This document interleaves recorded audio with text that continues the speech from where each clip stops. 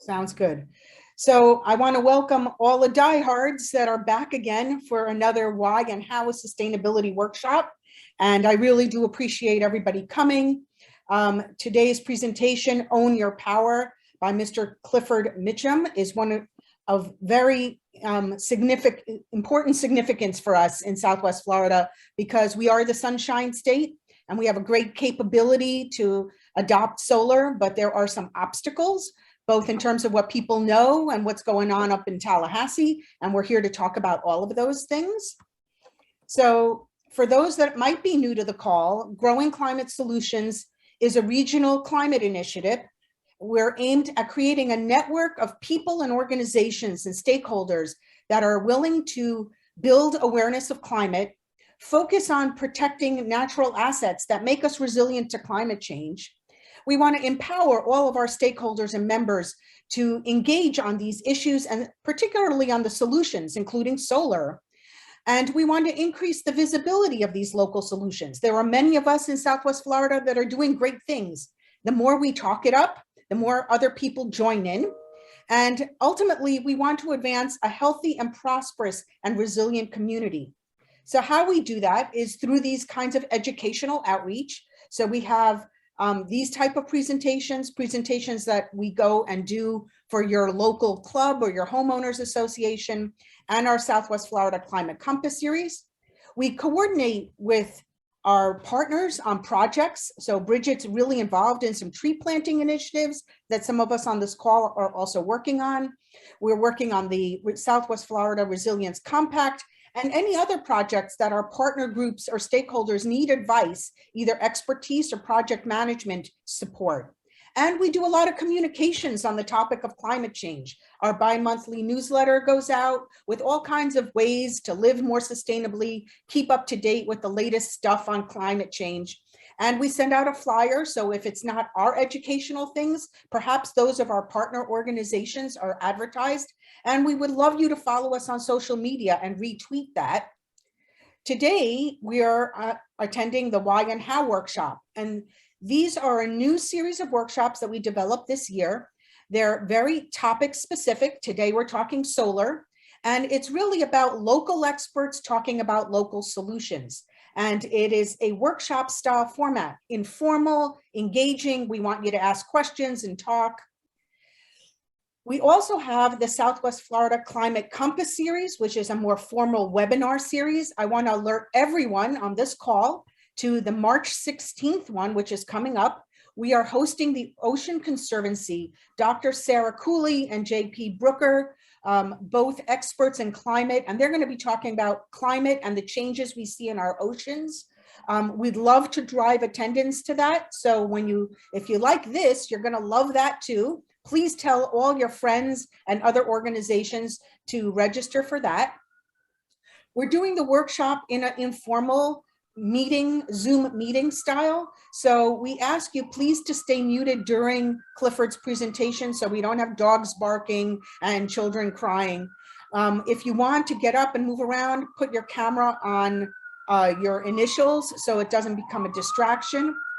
We also want to encourage dialogue. So after Clifford is done, let's engage in a very healthy Q&A, because that's the greatest way for people to learn. And most importantly, at the end of this survey, Bridget and I send out a quick survey to everybody, asking them about the presentation and what they learned. We also send out a summary of the 5 major points. So please send that back. It helps our funders and supporters know that the work we're doing is valuable. So today's speaker, without further ado, is Mr. Clifford Mitchem. He is president of Cruz Southwest Florida Solar, an independent solar consultant.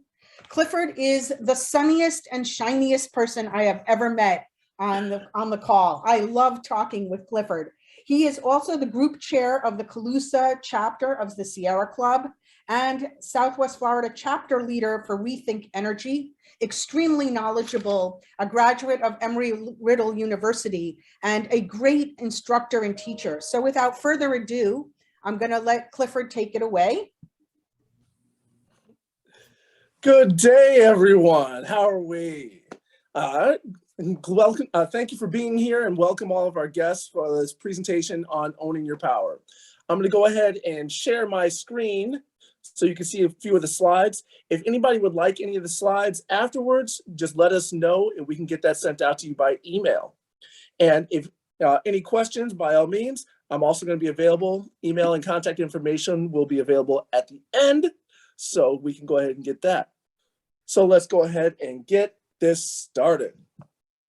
All right, so as Anna announced, I work with Sierra Club, I work with ReThink Energy. I also, through ReThink Energy, do some lobbying. So I speak with senators and representatives about solar and energy issues. I'm also a part of the energy committee for Sierra Club that handles energy activity in the whole state and the lobbying efforts that we're doing with that there. My company is Crew SWFL Solar, and we represent specific solar-related businesses. In all, I actually do the consulting.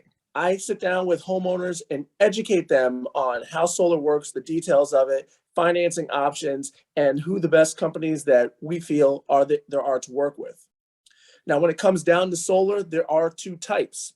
In particular, people are generally more familiar with the solar thermal, which is the pool heating panels, the black panels that we see on roofs throughout Florida. We actually work with a company called Green City Solar that handles our people that need that for their pool heating in the Southwest Florida region. Now, when it comes to solar photovoltaics, the glass panels made of silicon that take the light from the sun and create electricity, I work with a client that is Solar Bear. Solar Bear as a company is ranked number 14 according to Inc. magazine's fastest growing private businesses. So they're highly regarded in that. There's also a website called solarreviews.com that reviews solar installation companies as far as their efforts and how they perform. And they have 552 reviews and they're 4.93 stars and 99% positive as far as information there. So we like to work with well-established, well-reviewed companies. Now, first question comes to mind is, what does it take to go solar? What's involved? What are the details? So looking at that, in the diagram of rooftop solar that you see here, there's essentially 5 major components. The solar panels themselves that do the collection of the light. And when they collect that light, they create direct current. Now that has to be converted to alternating current, which runs our microwaves, dishwashers, and appliances in the home. That conversion is done through a component called a microinverter. Now, a microinverter is actually mounted on the underside of the panel, so you're not able to see it in this diagram, but it eliminates the line loss that you normally would have from direct current. So it actually changes it from the DC right to AC, right at the site of the panel, so it gets the maximum performance from that panel. That information is transferred down to the combiner box that collects it and records it and lets it communicate with an app on somebody's phone or through their computer that lets them know the performance of each individual solar panel, as well as the historical data as far as how much power is created each day, and keeps track of that. Now, all this is mounted to the roof through a racking system. The racking system holds the panels down, and it actually has to observe what's regarded as the Miami-Dade standard, being for hurricane protection, being that it has to be able to withstand 165 plus mile per hour winds, which is a Category 5 hurricane. Basically, once this system is attached to your roof, if it gets ripped off, your whole roof was going anyway. So now, from there, the combiner box information and electricity goes to your bidirectional meter. The meter that somebody has on their home, whether it's a smart meter or a traditional rotary meter, those go one direction. When somebody has solar installed on their home or their building, they need a bidirectional meter because the solar power that's coming in is going to run the meter backwards. So the bidirectional meter allows that to happen, and then it also keeps track of how much electricity is going backwards and then how much is going forwards when the sun is down. This way, the electric company has a program called net metering that keeps track of how much energy is going in and going out and actually compensates the homeowner we're going to touch on that a little bit later. So now, that's a diagram of the system, but how exactly is it that a homeowner does go solar and actually get solar power for their building? So it all starts with talking with a pro. Now, there are many, many, many options when it comes to professionals in the solar industry, and they pop up all the time. In particular, I highly recommend people doing research on the company that they'd be working with or the organization they'd be working with, because the statistics show, on average, a solar installation company will go out of business before it installs 50 installations. So always be careful of the professionals that you are working with. I can go through horror stories where somebody gets a system in January and by August, the company's actually out of business. So be very careful with that. Highly recommend local companies, because if there is ever anything in the future, any issue in the future, a local company will generally be more responsive than a national company. So little tips and tricks to keep in mind when looking at that. So I know most people I sit down with are in a rush to see, how much is this going to cost? What's it going to take? The short and easy answer is, what somebody's going to invest in their solar equipment will be an average of what their electricity bill usage is. Generally, $10 to $20 less than that. But on average, it'll be about close to that number. So whenever somebody's wondering, what does it take? That's the simplest and fastest way that somebody can get a basic idea. But in essence, every home is different, from the way the roof is turned, from the way the roof is shaped, and whatever trees are around the home. All of these will have an effect on how effective solar can be and whether or not a homeowner can actually utilize solar power. Because if you look at the example of the home, this is actually my roof. My house has the roof that's facing north and south. So the panels you see there are on the south face of the roof. And all of them can fit in one easy array. Now, that's not always the case with different shaped homes, or if somebody has a two-story home. Because in particular, a two-story home has twice the heating and cooling area, but half the roof space. So that has an impact on how effective solar can be. Now, when somebody has a home that does have multiple faces, where they can need to utilize the east face or the west face, those are viable sections of the roof to use.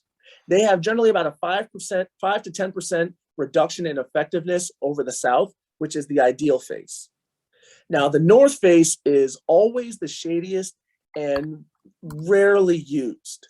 It's not 100% of the time that the north face is not used, but it'd probably be pretty close to 95 to 99% of the time. So it's highly avoided, because to utilize the same amount of power on the north face requires more solar panels, which means more equipment to hold them down to the roof, which lowers the cost effectiveness for a homeowner.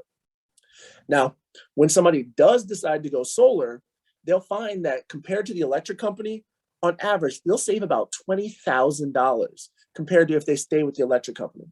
That's largely due because when somebody chooses solar, they avoid the rising energy costs, because they'll have a fixed monthly investment compared to a rising electricity rate that we see on average with FPL customers. It was about 6% a year.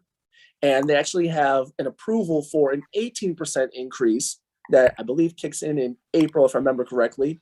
And then they have another 25% that's being talked about and more than likely will get approved. And they just completed a 24%.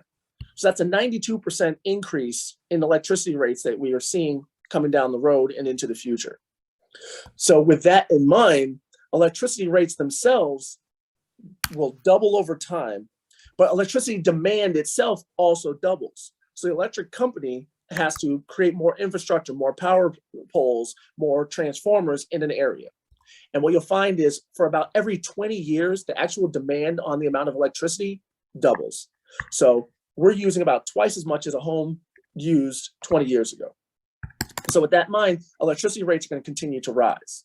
So now homeowners do pay a connection fee, so that way they can pay for their contribution to the utility grid, but they lighten the load for the utility companies because they're producing their power on their rooftops. Now, the systems themselves are generally financed. So it's nothing out of pocket.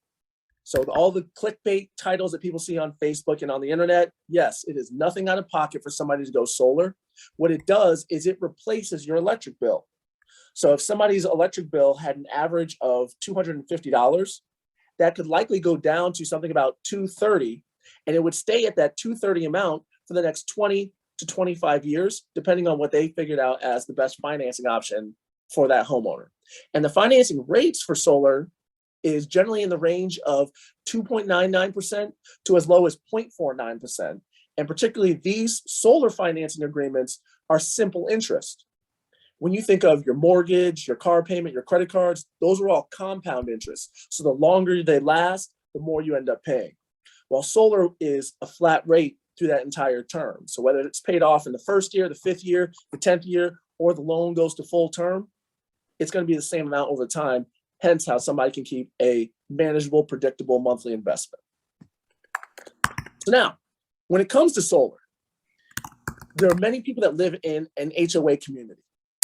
And by Florida statute 163.04, an HOA cannot prohibit utilization of solar power.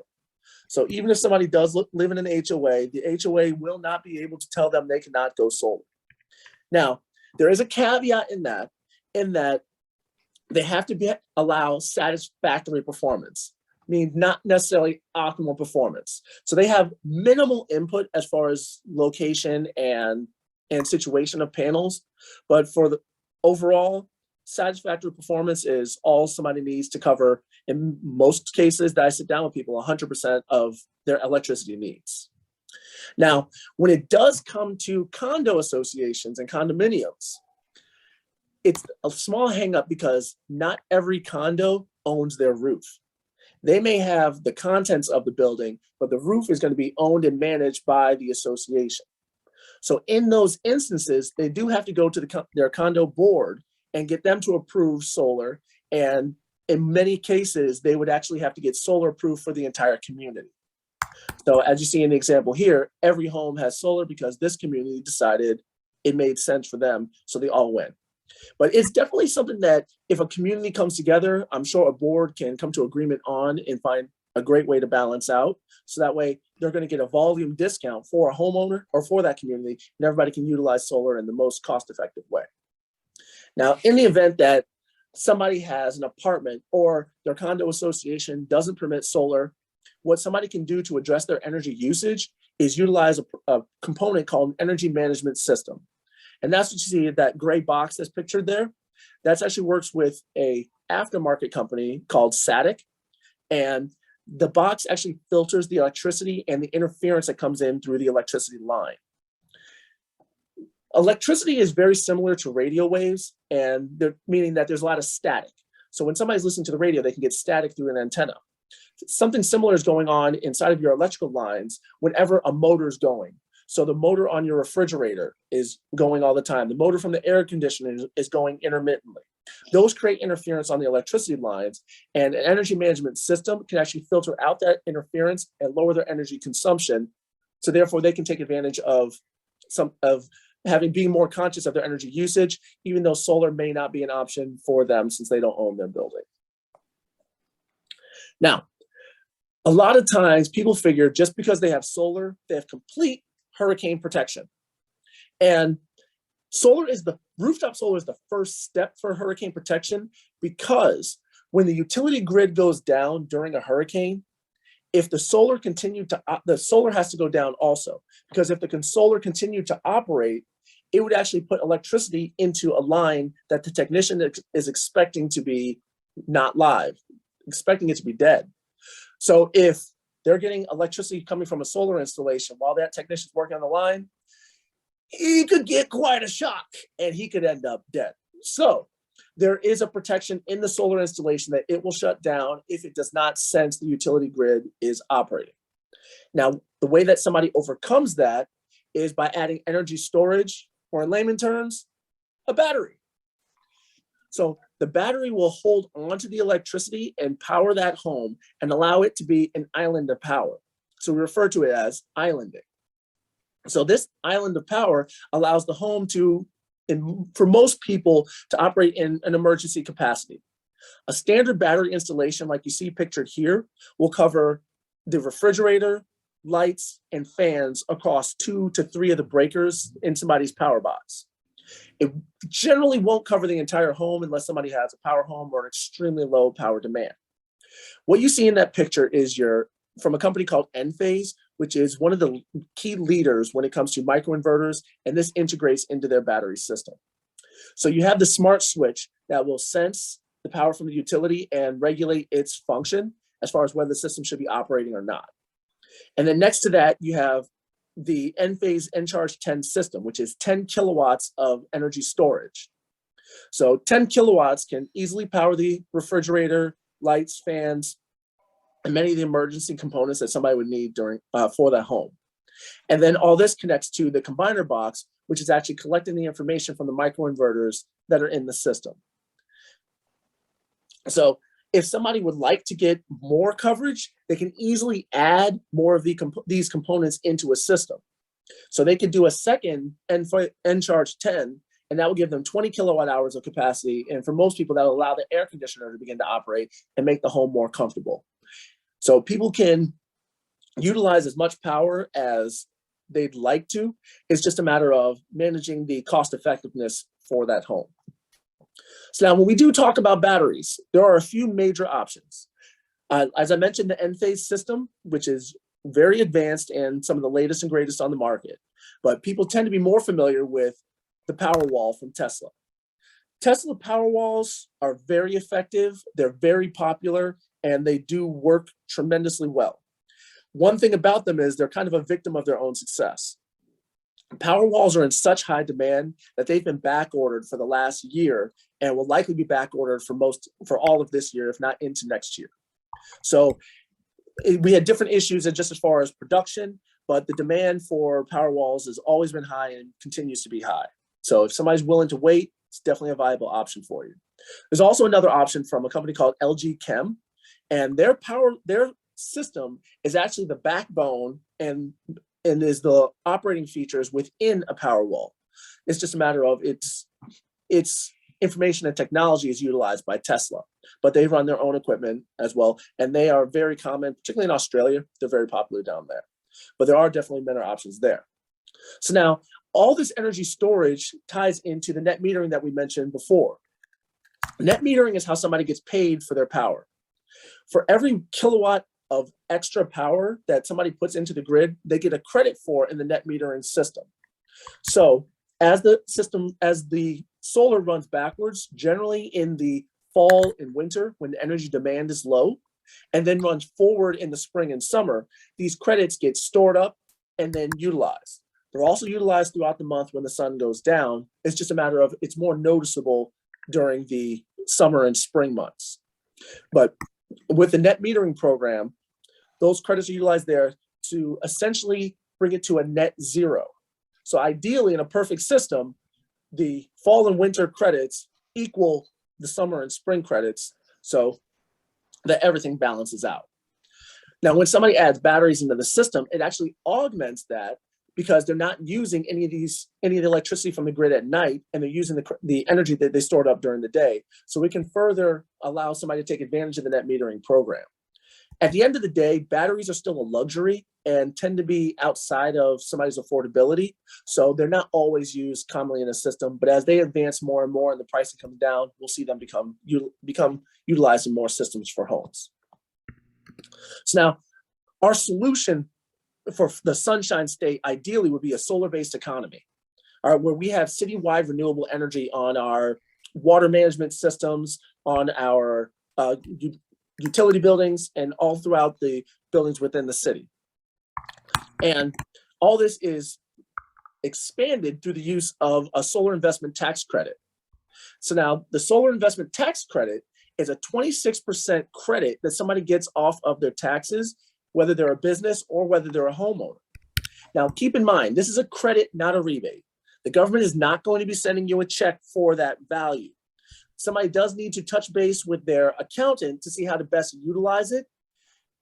At the end of the day, though, they have 18 months to put that plan together. So figuring out the tax credit isn't something that necessarily should stop somebody or slow down somebody's utilization of rooftop solar. They can utilize that because it's something that every homeowner can qualify for, but not every homeowner can actually take advantage of, particularly homes that are on fixed incomes, because it is a lump payment that is put into the system. The simple explanation of that is if somebody owed $15,000 in taxes and they got a tax credit of $12,000, they would give Uncle Sam $3,000, and the $12,000 that they originally were going to pay out in their taxes, they are permitted to invest that into their solar equipment. So therefore it lowers the investment amount. At the end of the day, the same total $15,000 goes out of somebody's pocket. It's just a matter of that went to investing in somebody's home instead of going to the government. So it's a key benefit to utilizing solar, and it's really made it quite affordable for most every homeowner that's out there. Now, if somebody is on a fixed income, particular companies have different ways to provide their own incentives to make it more affordable. So speak with your professional as far as what they can do for that homeowner in that case. But touch base with an accountant, and they can, because everybody's tax situation is a bit different. So now, in particular to this net metering program, there is currently a bill that's looking to disrupt it. And that bill is Senate Bill 1024 and its House companion, House Bill 741. Currently, as I explained before, with the net metering program, for every 1 kilowatt of extra power that the solar produces, they get a 1 kilowatt hour credit. So now, in the new system, they want to reduce this by 75%. So for every 1 kilowatt hour of surplus power that the solar produce, a homeowner will only get 15 minutes of credit out.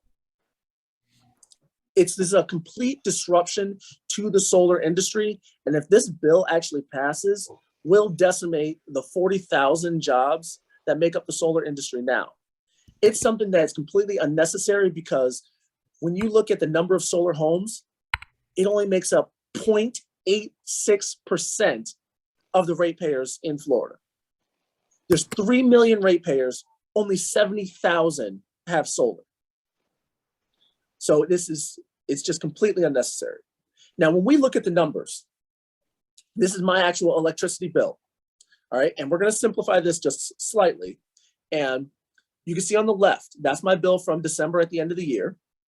That my house produced 300 kilowatt hours of electricity. Excuse me, my house used 300 kilowatt hours of electricity, 304.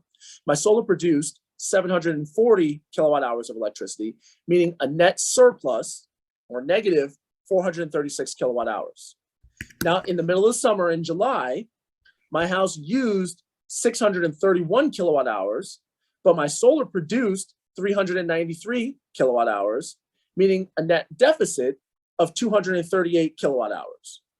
So let's assume this happened for 6 months for the fall and winter and for the 6 months of the spring and summer. When you take that 436 kilowatt hours multiplied by 6, that's a surplus of 2,616 kilowatt hours. For our spring and summer months, that was a deficit of, or that was a required amount of 1,488 kilowatt hours. Meaning when you total this up for the year, because the net metering program does what's referred to as a true up December 31st and sees how many kilowatt hours were used by the home and how much surplus there was from the solar installation. You'll see I had a surplus of 1,124 kilowatt hours. Now for this surplus, the electric company actually pays me, and they pay me at the wholesale rate. Retail rate for solar, or excuse me, for electricity is about 11.4 cents in my area. Some of the other areas will be about 11 cents. But we're going to use 11.4 cents for our example here. The wholesale rate is a third of that. So they're only paying 3 cents for the extra power I produced. This is minus their costs. So it's understandable. It's been an agreed upon system for over a decade. So at the end of the day, they'll cut a check for 3 cents times the 1,124 kilowatt hours extra, meaning I would end up with a rebate check of $33.24. It's a modest amount. This is actually just because nobody can predict the weather. So we had a little bit extra as far as solar energy that was produced into the system. So $33.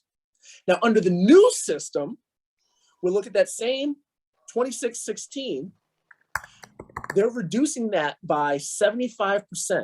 So my home would only get credit for 654 kilowatt hours. Now my energy demand being the same at 488, when we add these two together, you'll see it's a net deficit, meaning I had to get this power from the grid of 834 kilowatt hours. Now this multiplied by the retail rate, because I'm not getting the wholesale rate because I have to pay for this now, means now I go to a bill of $95.08.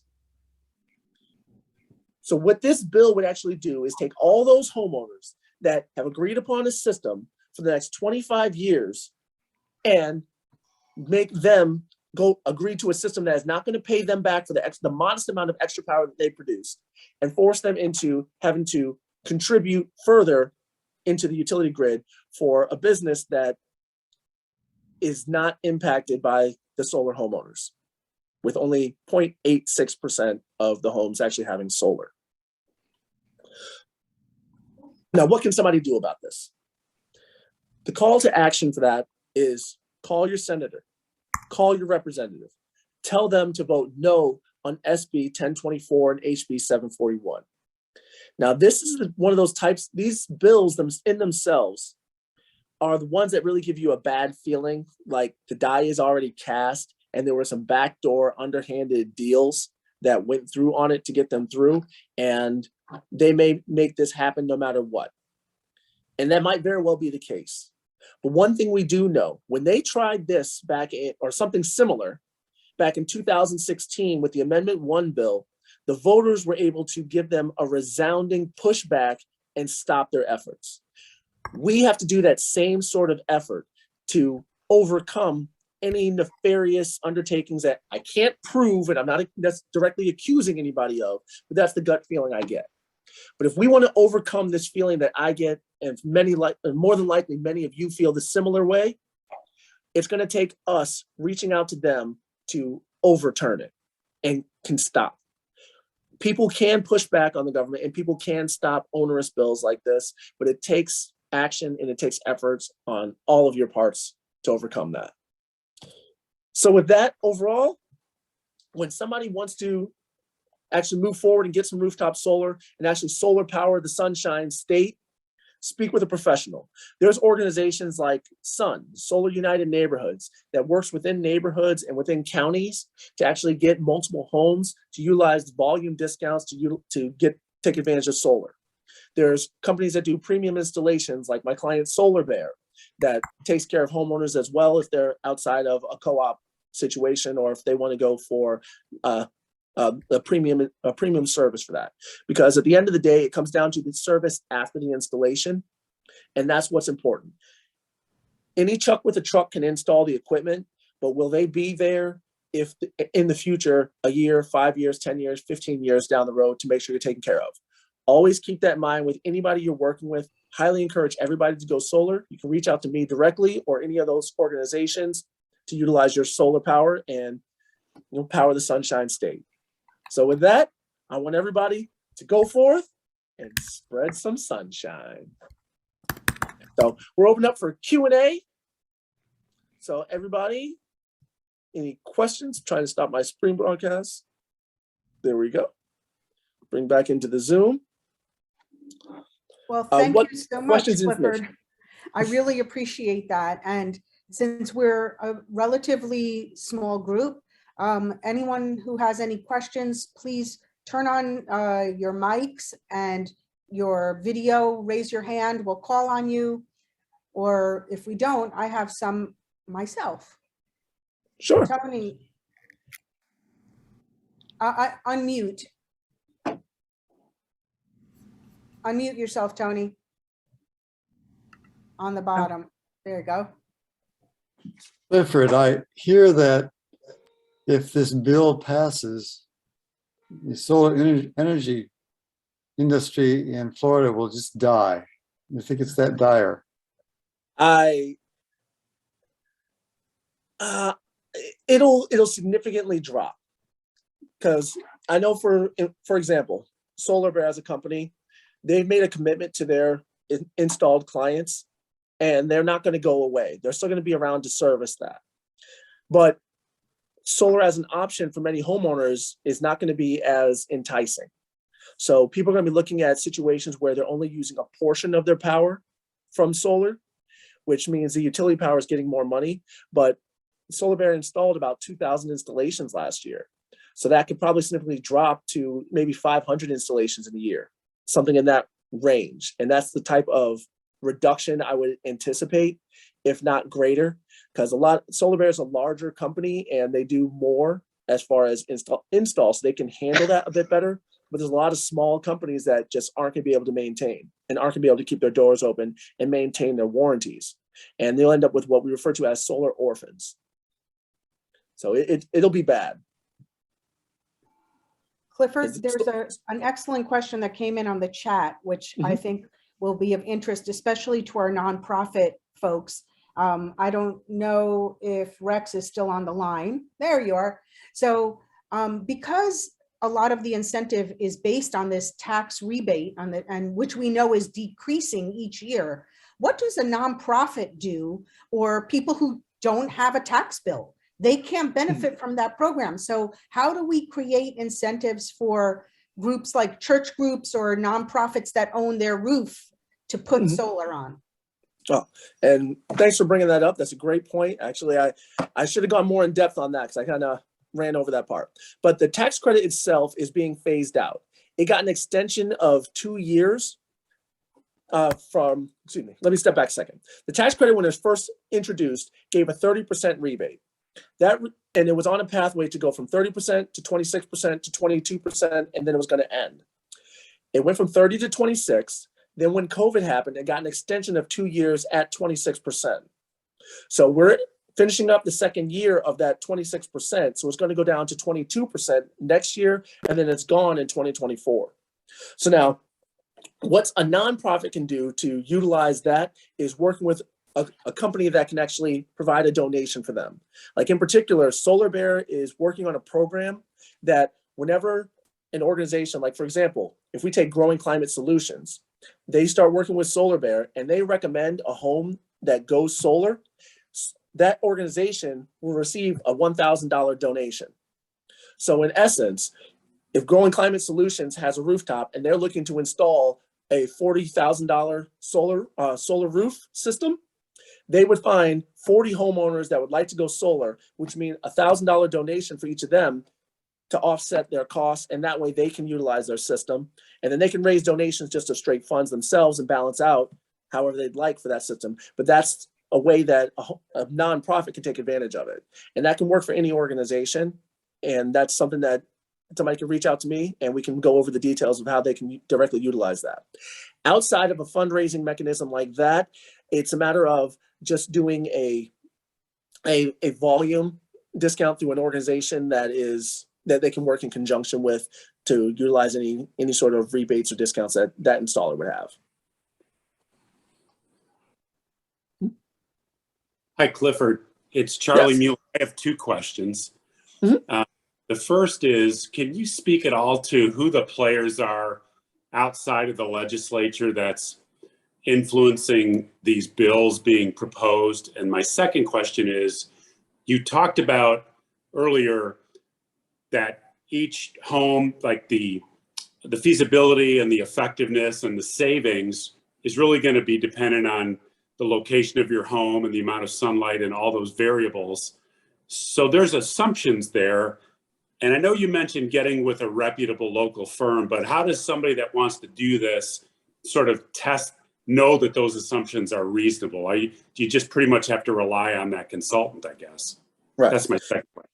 All right. Let me answer the second question first, because that's the easiest one to go into. All right. So first off, sitting down with a company, it's going to be no charge to do an assessment. So that's is key right there. And the thing is, I recommend don't sit down with only one company. That's the easiest way. Get a lot of people I sit down with, they get 3 quotes. I've had one guy, he got 11. And each meeting that somebody sits down with is generally going to take about 2 hours to go through all the details of everything. So I think it's a bit overkill to do 11, but 2, 3 companies is definitely enough to get an idea of it. And with the power of the internet, people communicate, people talk about different companies, so you can get a good gauge of that. So a company that's also been in business at least 5 years is a good sign, that they have longevity. Not saying that a new guy can't do the work for you, but a lot of businesses fail in their first year. So being the test case doesn't always work out the best. So sitting down with multiple companies. Now, when it comes down to the orientation of the roof and everything that impacts it, that can only be told by doing an assessment on that. So looking at what that is. Now, when somebody is looking at a rooftop installation, one of the key things they need to find out is how old the roof is. A roof that is 15 years or older, we will not install on that. You have to get a new roof first, because there's no point in putting solar on a roof just so you can take it off and have to put it back on. To remove and reinstall a system is going to be about $5,000 to $7,000 for many, but it could be more depending on the size of the system to pull that wiring off. So you don't want to do that. I can know another horror story. A woman got installed solar, and her roof needed to be replaced the next year. It was Bad company. Bad company. So, just do the research on it. And also thinking of roofs in general, that working with a company that doesn't have to subcontract it out, like for example, Solar Bear does roofs as well. So they can package it as a deal, as opposed to somebody that has to shop it around, because if they shop it around, they're generally not shopping for the most cost-effective company. They're shopping for the cheapest guy out there. So sitting down with somebody. Now, there's also the option of, if somebody doesn't want to put it on the roof, you can't put it on the ground. The main difference between putting a roof installation and ground installation is that on the ground, you have to put in a foundation to make sure it can withstand the 165 mile per hour winds that the system may see during a Cat 5 hurricane. So that makes a ground mounted installation more expensive than a roof mounted, because in a roof mounted, your house acts as that foundation, whereas a ground mounted, you have to put in concrete or dig down, attach some boulders or something like that to get it to stay in place. Now, getting to your first question, who are the players? It's a big cloud as far as who the players are. And for the most part, we know it's the utilities, because the Public Service Commission did a round of investigation into net metering prior to this. And based off of those findings, how that came in. Who else would be privy to the information from the Public Service Commission? But the utilities. Outside the utilities, you do have lobbying organizations like ALEC. ALEC is an acronym, I forget what it stands for, but they're a type of organization that in many cases writes the legislation, and then the senator signs on to it and sponsors it through there. It's not always transparent as far as if their fingerprints are on it, but those would be the two major players and the lowest hanging fruit. At the end of the day, it's not as important as far as who wrote it. What's important is who votes on it. So what senator, what representative voted on that. And we have to have long memories of particular actions and incidents between a legislator, because I'm not a partisan person, Democrat, Republican, because I think good ideas can come from both sides, or bad ideas can come from both sides.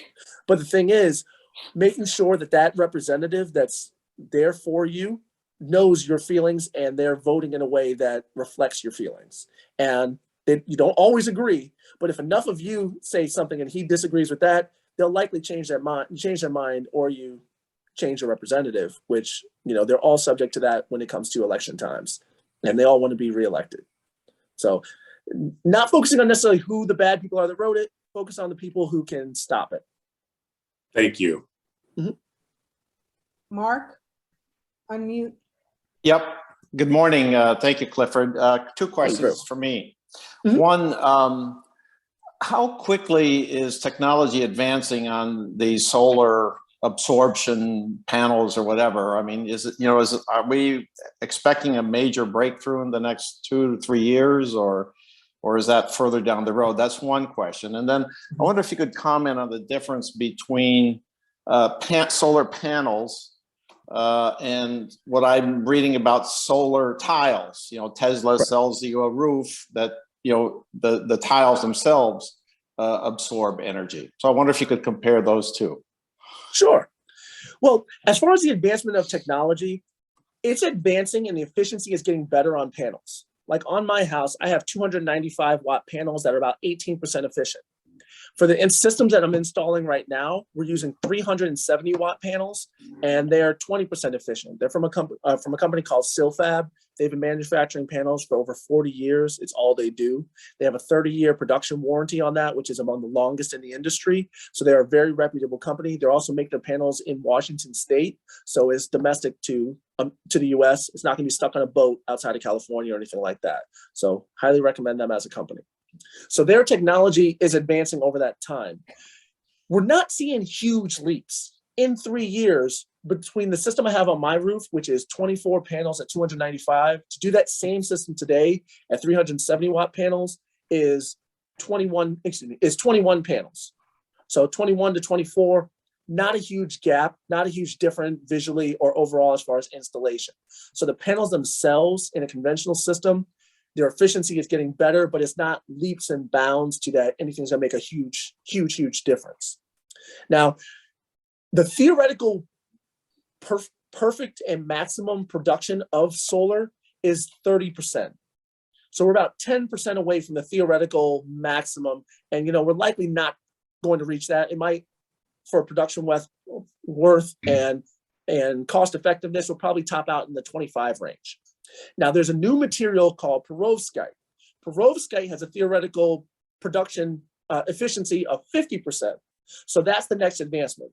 But perovskite has been sensitive to environmental issues and is very expensive to produce. So it's still a couple years away before it's going to get into commercial production. And they keep saying 5 to 10 years, 5 to 10 years. 5 to 10 years ago, it was viable. 5 to 10 years from now, it'll be viable. It's one of those things that are chasing. The big advancement is as you mentioned, with the solar roof tiles, or the solar shingles is generally how they're referred to as.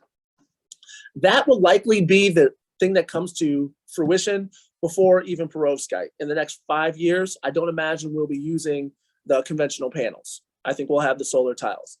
The big thing about the solar shingles or tiles, the solar shingles, is number one, they tend to be more expensive. In many cases, they're about 3 to 5 times what a conventional installation would be. Now, if somebody needs a new roof and they tie those two together, they only end up being about 10 to 15% if it's a tile roof, or maybe about 50% more expensive if it's a shingle roof. So it's a little more understandable, and you'll recoup the savings over time to make more sense. So they're just really expensive right now. And if somebody wants to be the experimenter and use them, great. The other thing about that is production. Their manufacturing doesn't have the capabilities to hit a high demand. So to get them, you're waiting a little bit. There's companies that are doing it, don't get me wrong, but the conventional panels are available right now. The other panels, you might have to wait for them to be made from the factory, a little bit of a waiting list. But the third thing that's holding them back is performance. In the lab, they handle hurricanes, they handle elements, everything's perfect. They just don't have the time in the field to prove they can do what the lab says they can do. Because there's many things we've seen in life. In the lab, it's going to last forever.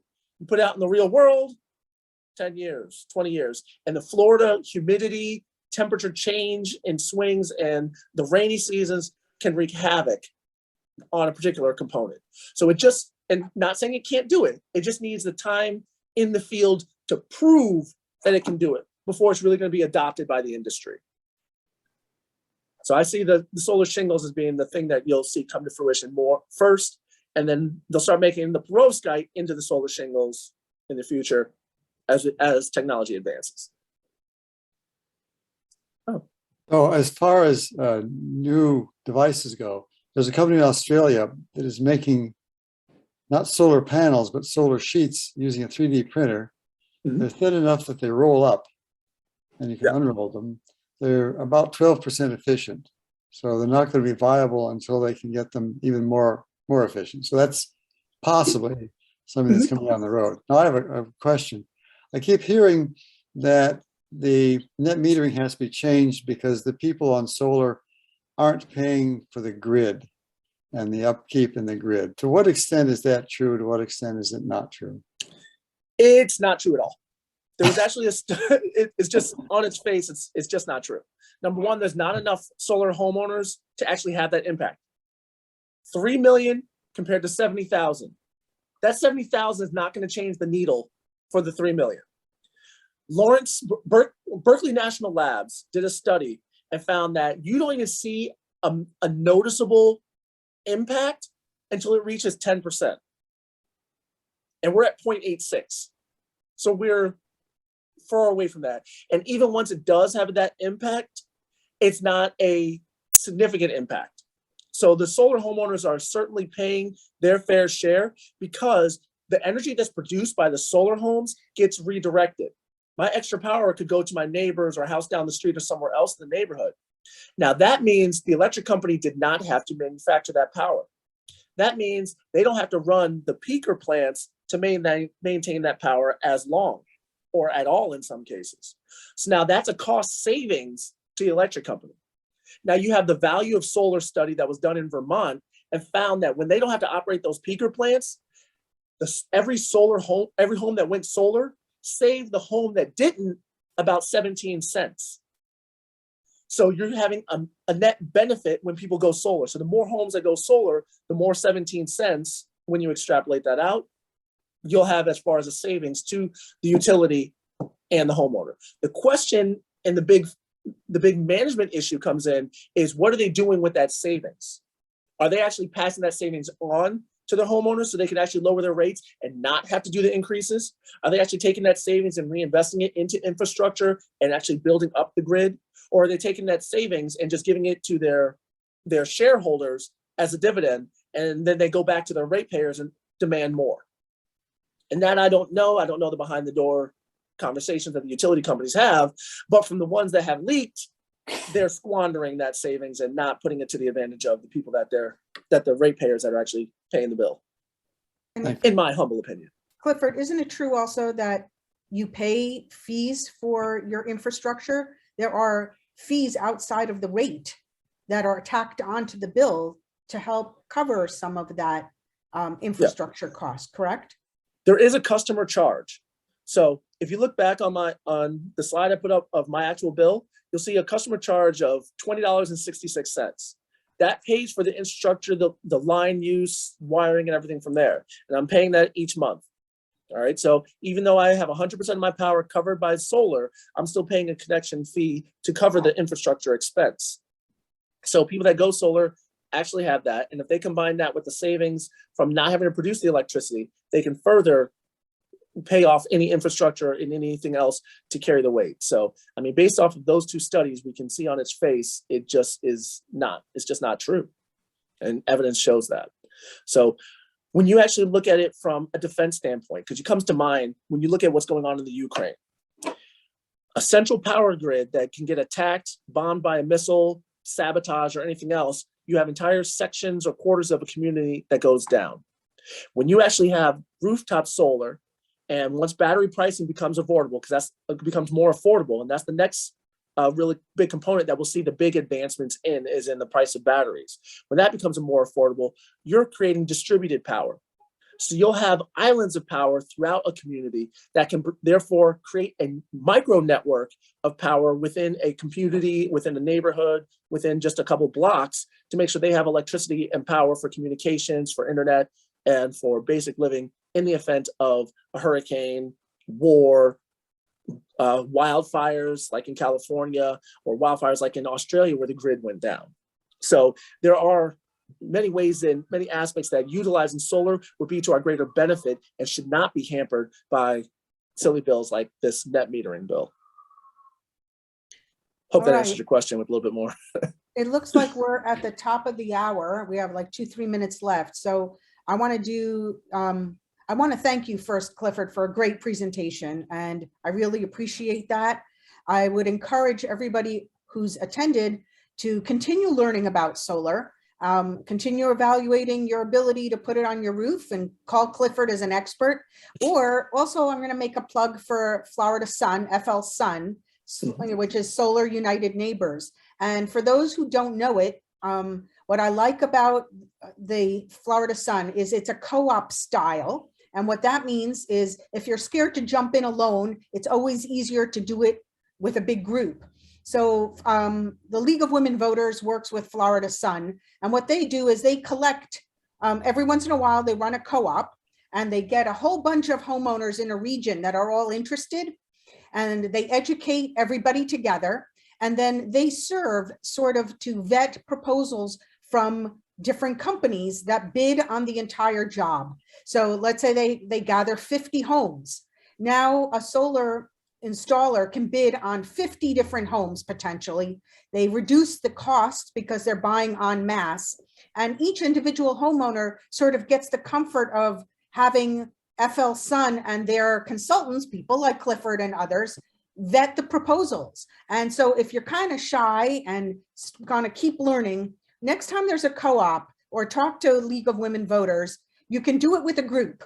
So if you're bold and really eager, call an independent solar contractor. And I love Clifford. If you're sitting on the sidelines and you want to keep learning, or you just feel like, you know, you want to stick your toe in the water, go to the FL Sun lectures or presentations when you're ready. You'll continue learning about solar, and maybe that's an option. So let's support our local solar industry. Let's make sure our representatives know how important it is for our future, for a clean energy future. It really is what we can do here locally very effectively. And if you have any other questions, Clifford, maybe you want to put in your chat your email again so people can reach out to you. And keep spreading the word. So tell more people about Growing Climate Solutions and our Y&How workshops, post our stuff. In fact, take a moment if you have social media and post to your friends that you participated and you learned something today. We're always looking for new people to continue learning about clean energy. And, you know, spread the word about Clifford and his company, Florida Cruise or Cruise SWFL Solar Inc.com.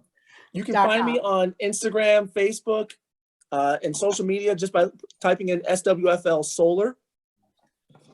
And you'll also get more information there, particularly on my Instagram. I'm currently doing what we can to get more information about stopping SB 1024 and HB 741. So you can see different facts about it. And I'm putting those posts out every couple days to get more information and more traction on this. So like, share, comment, do what we can to get more promotion there. Key thing is visit the website for flsenate.gov, I believe it is, and myfloridahouse.gov, so you can find the information to your senator and your representative. You can tell them specifically.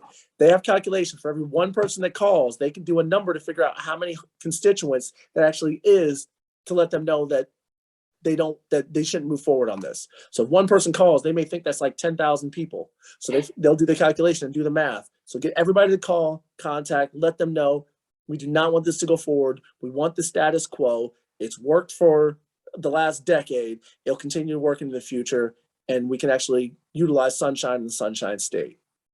So I did put my email in there, sunshine@SWFLsolar.com to reach out to me, or SWFL Solar.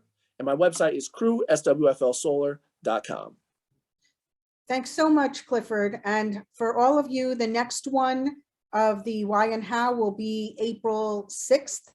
And we'll be sending out an announcement shortly, but we hope to see you before March 16th, 4 p.m.